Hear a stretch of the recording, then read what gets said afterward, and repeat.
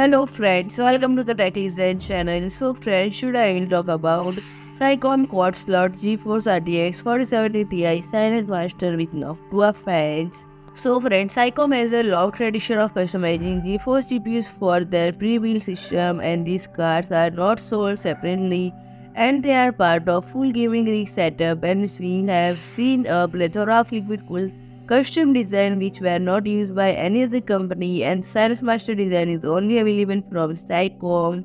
And friend, the Sycom is simply using NF-A12 by 25 PWM Noctua fans and a custom metal frame developed by Nagao Industry, and these frames are handmade as per the company's official description.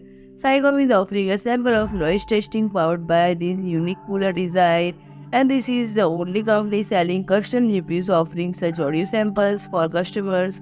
And this model should generate less than 31.4 decibel noise and 43.6 decibel during load, and this is said that this design will offer at least 5 degrees Celsius low temperature compared to same card using a standard cooler.